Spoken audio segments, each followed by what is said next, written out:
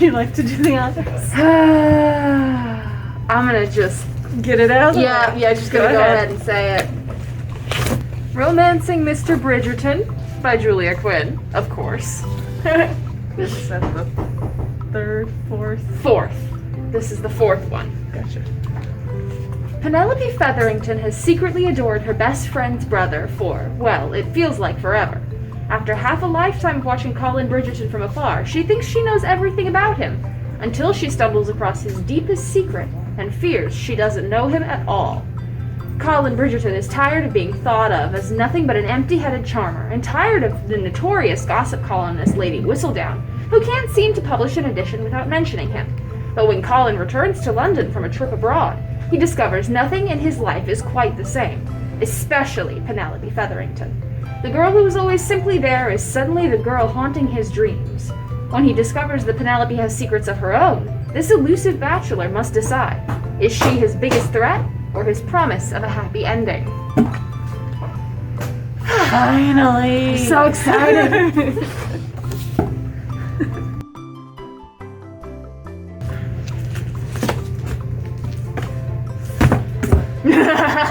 You just grabbed that one too, you didn't even know. No.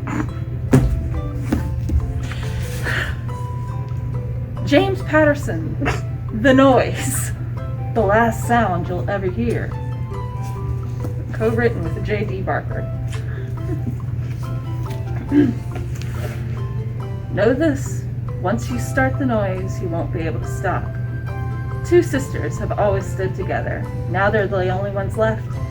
In the shadow of Mount Hood, 16-year-old Tennant is checking rabbit traps with her 8-year-old sister, Sophie, when the girls are suddenly overcome by a strange vibration rising out of the trees, building in intensity until it sounds like a deafening crescendo of screams. From out of nowhere, their father sweeps them up and drops them through a trapdoor into a storm cellar. But the sound only gets worse. James Patterson's astounding imagination has made him a legendary novelist. Now, from its darkest corners comes The Noise, a thriller that takes hold of the emotions, defies the senses, and is like nothing you've ever read before. Interesting. You know? James, what you doing, man? You're finally starting to write things that actually sound interesting. Yeah, seriously. Cat Problems by Jory John. Are you here to give me treats, or scratch my neck, or dish up some wet food, or give me treats and wet food and neck scratches and dry food and more treats and back scratches? Did I mention that I'm a cat? It's true. In fact, I'm a cat with numerous problems. Problems like the vacuum monster that seems to pop up once a week. Problems like the squirrel who mocks me through the window. Look, I'll be honest. I'm a bit stressed out.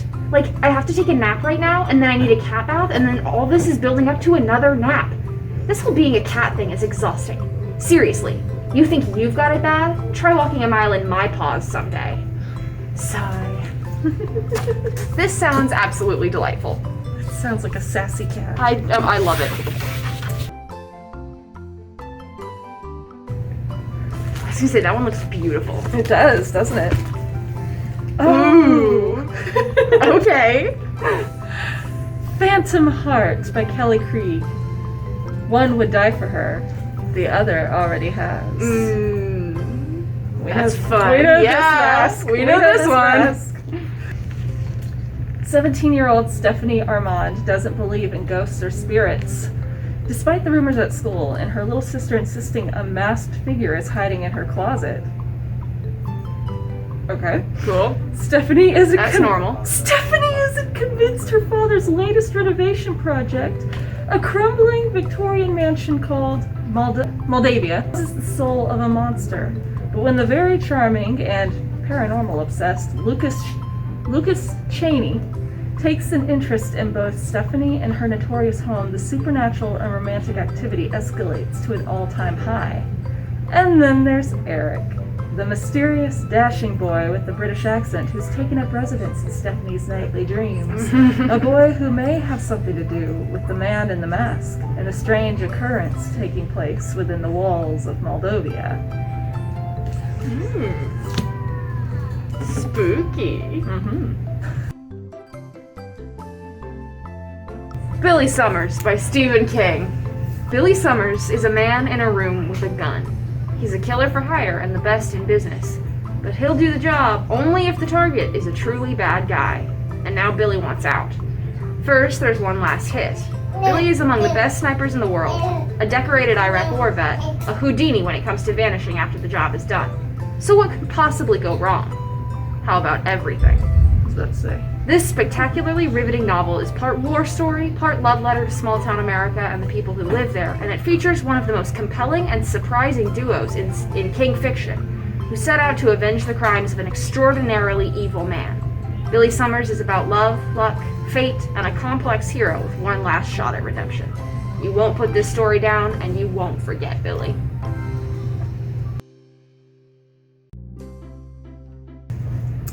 Did I Say You Could Go by Melanie Gideon. Let's see.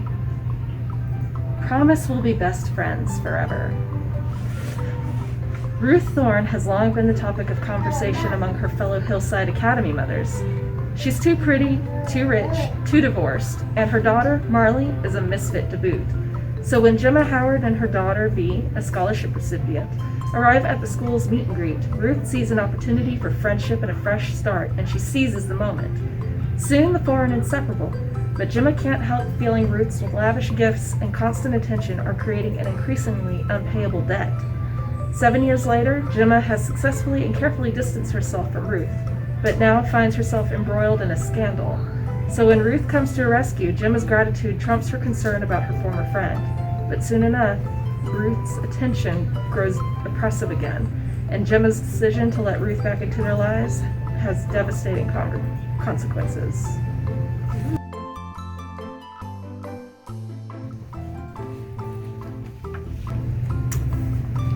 The Perfect Place to Die by Bryce Moore. Zaretta never thought she'd encounter a monster, one of the world's most notorious serial killers. She had resigned herself to a quiet life in Utah, but when her younger sister Ruby travels to Chicago during the World's Fair and disappears without a trace, Zaretta leaves home to find her. But in 1890s Chicago is more dangerous and chaotic than she imagined.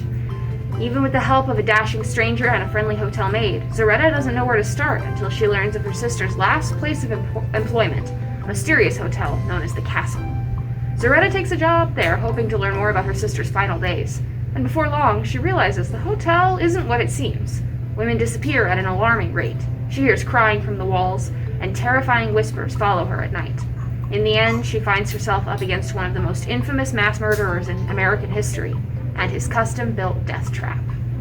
You know who it is? Oh yeah, it's H.H. Holmes. Oh yeah, it's an H.H. Holmes book. Stuart Woods' class act. After a rocky jaunt in Maine, Stone Barrington is settling back in New York City when an old client reaches out for help with a delicate matter. A feud they thought was put to rest long ago has reemerged with a vengeance, and reputations and money are now on the line. As Stone sets out to unravel a tangled web of crime and secrets, his mission becomes even more complicated when he makes an irresistible new acquaintance. In both the underbelly and upper echelons of New York, everyone has something to hide. And if Stone has learned anything, it's that history has a way of repeating itself.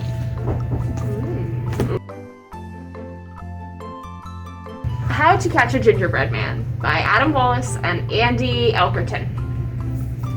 It's very colorful. Yeah. When the storyteller starts to read, run as fast as you can. I'm off in a start, and you'll have to be smart to catch me, the Gingerbread Man. This looks cute. I love a Gingerbread Man story.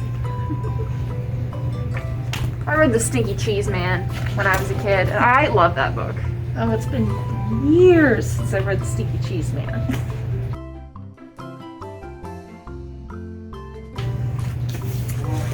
Delilah S. Dawson's Mind.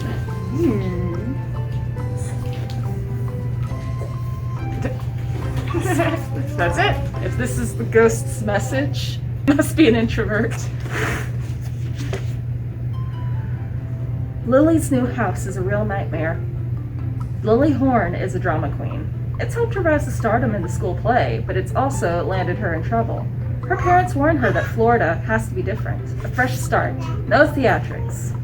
But this time, the drama is coming for her. The Horns' new house is awful. The pool is full of slime, the dock is rotten, and the swamp creeps closer every day. But worst of all, the house isn't empty. It's packed full of trash, memories, and, Lily begins to fear, the ghost of the girl who lived there before her. And whatever is waiting in the shadows wants to come out to play. Ooh. Danielle Steele, Complications. Oh my goodness. Oh, okay, do some summarizing of the summary. Yep. Known for its luxurious accommodations and bespoke service, the Hotel Louis XVI has been the most lauded boutique hotel in all of Paris for decades, attracting an international clientele of the rich and famous. Now, after 4 years of renovations and the death of its legendary and beloved manager, it is set to reopen its doors at last. An esteemed group of loyal returning guests is set to descend upon the hotel, joined by a number of new faces who have managed to secure coveted bookings in the wake of last-minute cancellations. Awaiting them all is the Louis XVI's new manager, Olivier Bateau, an anxious man whose lack of experience leaves him unprepared. He and his level-headed assistant manager, Yvonne Philippe, both strive to continue the hotel's tradition of excellence. But they quickly realize that anything can happen at any moment, and on one cool September evening, everything does. A successful art consultant arrives at the hotel for the first time since her brutal divorce, and is surprised to find new love, if she is willing to risk her heart again. A new guest contemplates ending his life, and saves a life instead. A couple finds their once-in-a-lifetime trip interrupted by a tragic medical emergency, leaving the idyllic future they've long awaited for hanging in the balance. And one of the hotel's most high-profile guests, a French politician and assumed presidential candidate, holds a mysterious meeting in his suite that will threaten his life and legacy. Rocked by the events of this one fateful night, guests and staff alike brace themselves for the aftershocks, as it quickly becomes apparent that more dramas and misfortunes are still in store. This book doesn't seem thick enough for all of that. Like, okay, Danielle. okay, when it says complications, I don't expect a book that thin. To have so many complications. It's only 243 pages. The complications must happen very quickly. And get solved. And get solved very quickly. Sandra Brown's Blind Tiger. She looks like a woman who knows what she wants to do. Yeah. I aspire to be able to have that look. Year 1920 comes in with a roar in this rousing and suspenseful novel. Thatcher Hutton, a war-weary soldier on the way back to his cowboy life, jumps from a moving freight train to avoid trouble, and lands in more than he bargained for. On the day he arrives in Foley, Texas, a local woman goes missing. That ain't good. Thatcher, the only stranger in town, Naturally. is suspected of her abduction. Of course. And worse. Oh, great. Standing between him and exoneration are a corrupt mayor, a crooked sheriff, a notorious cat house madam, a sly bootlegger, feuding moonshiners, and a young widow whose soft features conceal an iron will. Of course. Like hers. Yes. What was supposed to be a fresh start for Laurel Plummer turns to tragedy. Left destitute but determined to dictate her own future, Laurel plunges into the lucrative regional industry, much to the dislike of the good old boys who have ruled supreme. Her success quickly makes her a target for cutthroat competitors. I can read. Whose only code of law is reprisal. As violence erupts, Laurel, and now Deputy Thatcher, Oh, cool. He got... Okay. finds themselves on opposite sides of a moonshine war where blood flows as freely as whiskey. Spicy. How do you go from point A to point B, dude? Guess you have to read it to find out. Ghost Girl by Ali Malinenko. Yes, thank you.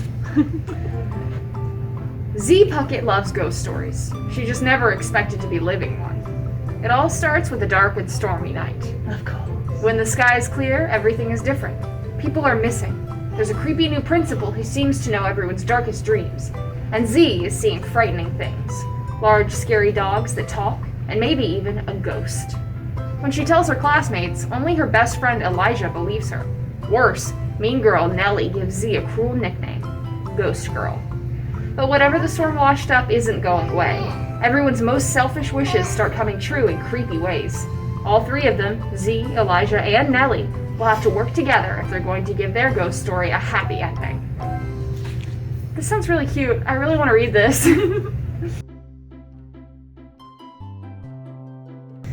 The Guilt Trip by Sandy Jones. They went away as friends. They came back as suspects. Rachel and Jack, Paige and Noah, and Will. 5 friends who've known one another for years. Then along came Allie, Will's new fiancée. The 3 couples traveled to Portugal for Allie and Will's destination wedding. The weekend away at the gorgeous cliff-top villa is a chance to relax and get to know Allie a little better. She seems perfectly nice, and Will seems happy after years of bad choices. But when Rachel discovers a shocking secret about Allie, everything changes. As the wedding weekend unfolds, the secrets each of them holds begins to spill, and friendships and marriages threaten to unravel. In Sandy Jones' explosive new suspense novel, jumping to conclusions can become the difference between life and death.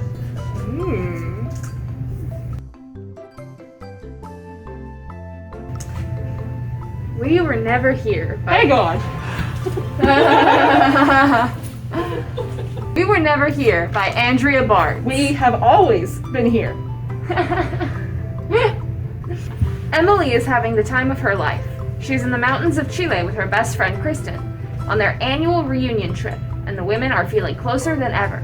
But on the last night of the trip, Emily enters their hotel suite to find blood and broken glass on the floor. Kristen says that the cute backpacker she brought to their room attacked her, and she had no choice but to kill him in self-defense. Even more shocking, the scene is horrifyingly similar to last year's trip, when another backpacker wound up dead. Emily can't believe it's happened again. Can lightning really strike twice? Back home in Wisconsin, Emily struggles to bury her trauma, diving headfirst into a new relationship and throwing herself into work. But when Kristen shows up for a surprise visit, Emily is forced to confront their violent past. The more Kristen tries to keep Emily close, the more Emily questions her motives. As Emily feels the walls closing in on their cover-ups, she must reckon with the truth about her closest friend. Can Emily outrun the secrets she shares with Kristen, or will they destroy their friendship, their freedom, and even their lives? All is Well by Mona Awad. Miranda Fitch's life is a waking nightmare. The accident that ended her burgeoning acting career left her with excruciating chronic pain, a failed marriage, and a deepening dependence on painkillers.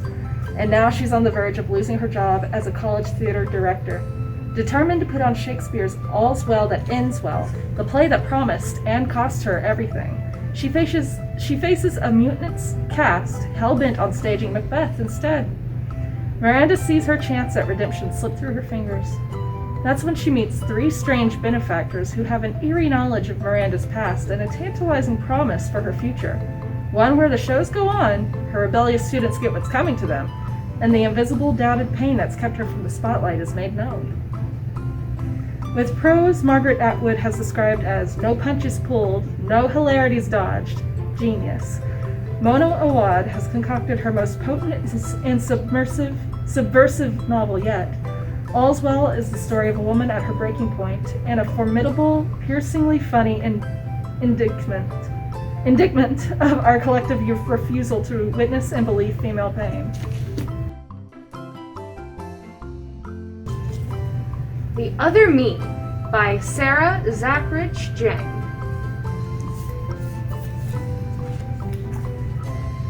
Her birthday should be like any other night.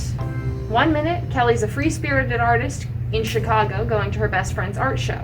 The next, she opens a door and mysteriously emerges in her Michigan hometown. Suddenly, her life is unrecognizable. She's got 12 years of the wrong memories in her head, and she's married to Eric, a man she barely knew in high school. Racing to get back to her old life, Kelly's search leads only to more questions. In this life, she loves Eric and wants to trust him, but everything she discovers about him, including a connection to a mysterious tech startup, tells her she shouldn't. And strange things keep happening. The tattoos she had when she was an artist briefly appear on her skin. She remembers fights with Eric that he says never happened, and her relationships with loved ones, both new and familiar, seem to change without warning. But the closer Kelly gets to putting the pieces together, the more her reality seems to shift. And if she can't figure out what happened on her birthday, the next change could cost her everything.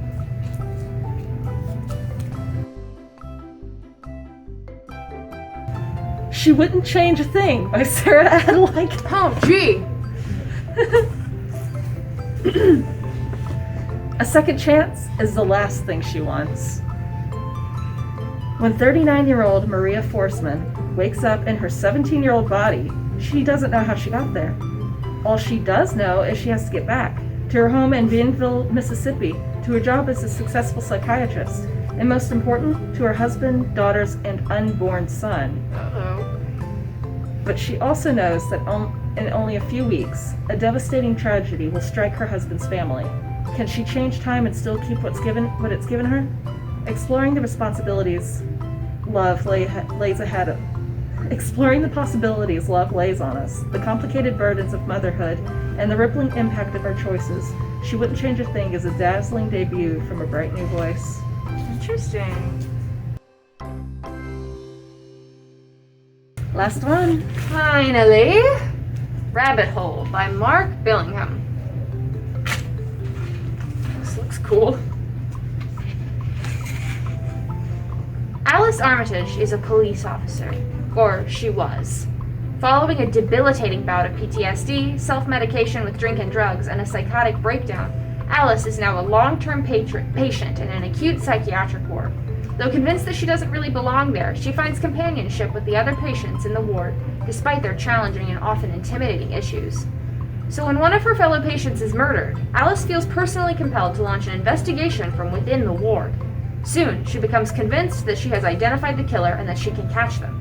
Ignored by the police, she must gather proof on her own, relying on the few contacts she has outside that still take her calls. But when her prime suspect becomes the second victim, Alice's life begins to unravel as she realizes that she cannot trust anyone in the ward, least of all herself. Having lost her conviction and with her investigative confidence shattered, she becomes dangerously close to a psychological point of no return. Neat. There we go. We've got more on the way, but that should last us until they get here. So, yeah. Take a look.